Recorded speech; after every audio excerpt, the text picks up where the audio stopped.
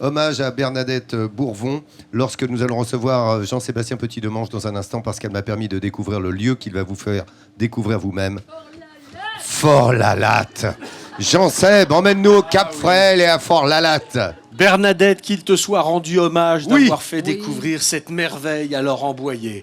Depuis, sa vie a totalement été bouleversée, sa vie a été changée. C'est vrai que nous allons partir au bord de l'eau. On a remonté la Rance hier dans cette émission et on va découvrir un des endroits les plus impressionnants de cette côte d'Émeraude. Un endroit qui est battu par les vents avec un à-pic de 72 mètres, avec un désordre de schiste, de grès, de porphyre également qui se bouscule comme ça dans tout ce Cap-Fréhel qui est absolument magnifique. Et puis comme dirait Laurent Gérard, mesdames et messieurs, bonsoir, cherry on the cake, cerise sur le gâteau, le Fort-la-Latte. Fréhel, la Latte, de la belle image dans ce reportage. Frappé d'embrun salé et d'un vent parfumé d'iode. Seul s'aventure ici les plus téméraires. Dans ces côtes d'Armor à l'état sauvage, la Manche se brise au pied des falaises dominantes. Bienvenue au Cap-Fréhel, l'un des plus importants caps de Bretagne. Au cœur de cette pointe de grès rose au relief tourmenté, les oiseaux nicheurs trouvent refuge. Les migrateurs commencent à arriver, ils font à l'abri des prédateurs. Et puis on a de quoi se nourrir, on est en mer en plus. Passionné d'oiseaux, Philippe vient de parcourir 50 km pour poser sa longue vue sur le sol de cette réserve ornithologique.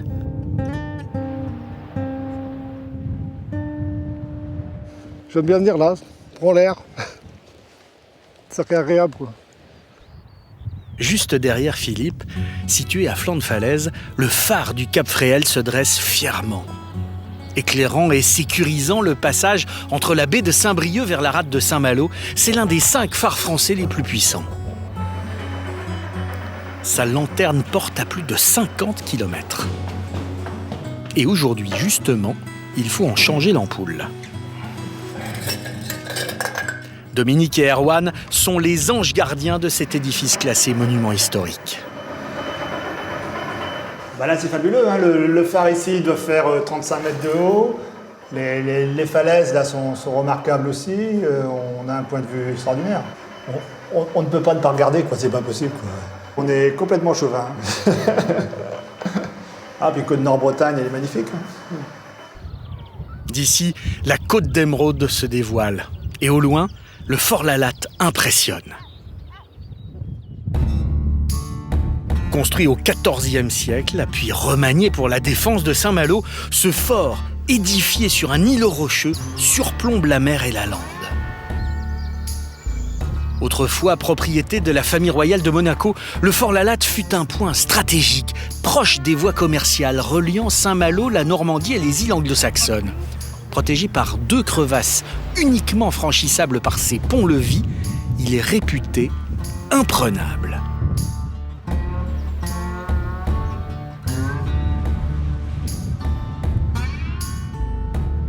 Restauré par la famille Jouan des Longrets, toujours propriétaire des lieux, Fort-la-Latte est aujourd'hui l'un des châteaux les plus visités de Bretagne. Et celle qui fait vivre et perdurer ce site unique, c'est Isabelle Jouan des Longrets. Elle vit ici depuis plus de 30 ans.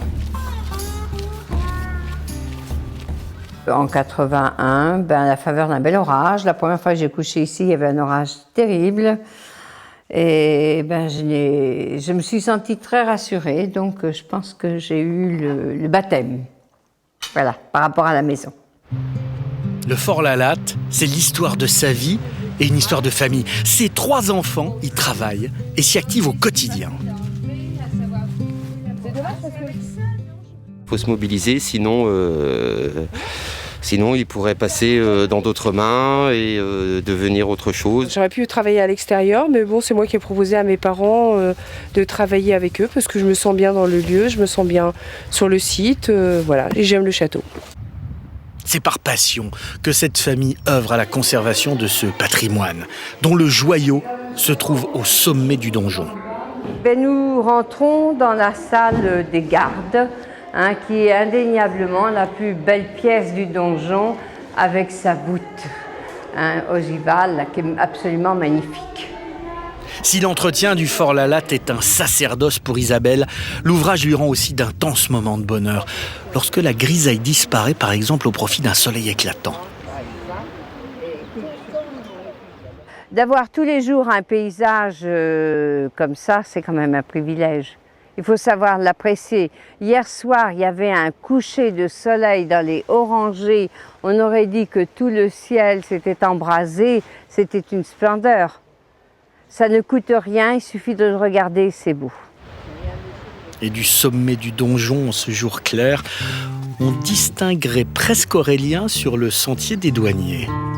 4 à 5 km longent les falaises qui séparent le Fort Lalatte du Cap Fréhel. C'est rigolo, on quitte le Fort Lalatte qui est perdu sur son petit rocher, puis on avance tranquillement vers le Cap Fréhel et on verra rien d'humain sur toute la route. Ça fait 5 km et il n'y a strictement aucune accroche visuelle qui rappelle les êtres humains à part ces 2 points, ces 2 phares sur ces 2 pointes. Une promenade emblématique de la région où les abeilles butinent le genêt, où les fleurs blanches des pruneliers se marient aux aubépines. Je sens ce doux petit parfum qui apparaît dans les chemins creux comme ça au printemps. C'est très agréable. Entre le fort et le phare, la végétation luxuriante laisse place à la lande. Et en quelques mètres, le paysage change radicalement. Ici, on est sur une roche magmatique relativement riche qui va permettre aux arbres de s'enraciner et de pouvoir se développer. Alors que derrière, dans la lande, on est sur un grès très très pauvre, uniquement de la silice, et un enracinement extrêmement difficile pour les arbres. En plus, c'est une zone qui est battue par le vent. Et donc la végétation marque très bien la différence géologique. Spécialiste de la faune et de la flore locale, Aurélien arpente régulièrement ce chemin de grande randonnée pour étudier sa biodiversité. Tombé amoureux de la côte d'Émeraude voilà 10 ans, il ne se lasse pas du spectacle qu'offre la Manche. En revenant toutes les heures au même endroit pour regarder la mer, on va avoir toutes les heures des couleurs différentes sur la mer. Un jour vert, un jour turquoise, on va voir les nuages se déplacer à la surface de l'eau. Et puis on va réussir aussi à voir les fonds. Et comme on a des marnages qui sont très importants ici, toutes les heures la mer aura une hauteur différente et ça va encore renforcer cette variation de couleurs. Et ça c'est magique. Une magie entre turquoise et émeraude pour la plus belle des cartes postales. Cette balade au cœur d'un patrimoine naturel préservé offre un panorama parmi les plus époustouflants de toute la Bretagne. C'est une balade incroyable en ce moment, surtout parce que déjà il y a une force tellurique totalement impressionnante quand on se balade du côté du Cap Fréhel. Il y a des odeurs absolument fabuleuses, les odeurs de printemps, les odeurs d'embrun qui donnent un petit côté comme ça salé.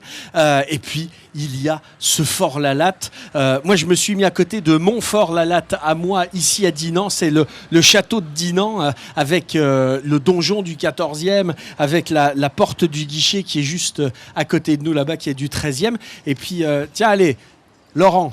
Ouais. Tu connais tout sur Fort Lalatte. Vas-y. Les 2 dates des sièges qu'a subi Fort Lalatte. Alors, Tony Curtis et Kirk Douglas dans Les Vikings, film de 1963. Parce qu'il a été tourné là, ce film, tu sais, Les Vikings. Richard Fletcher, mais c'était Richard en 58. Fletcher. C'est 58, ouais, c'est ça. 58. Remarquable film. Et le fort a subi un siège en 1379 et il a été assailli une seule fois en 1597. Ah, il a été pris, donc il n'est pas inexpugnable. Il a été assailli, mais il n'a pas été pris. Ah, d'accord, voilà. Donc voilà, ce Fort Lalatte, merci de toutes ces précisions Jean-Sébastien, qui reste une des pures merveilles comme tu l'as dit. Mais voilà. C'est l'environnement qui fait énormément, c'est un endroit totalement incroyable. Cette balade entre Cap Fréhel et Fort Lalatte, c'est quelque chose de totalement unique qu'il faut avoir fait au moins une fois dans sa vie, je pense. Ouais. Et Bernadette Bourvon, dans sa grande mansuétude et gratitude, m'y a emmené d'ailleurs lundi soir, où nous sommes allés avec le rédacteur en chef à la visite, une fois de plus, de Fort Lalatte, qui est notre lieu de prédilection. Pour toi maintenant. Ah mais c'est moi quand je vais en Bretagne ici, la Côte d'Armor, vas-y, c'est Fort Lalatte d'office. Et c'était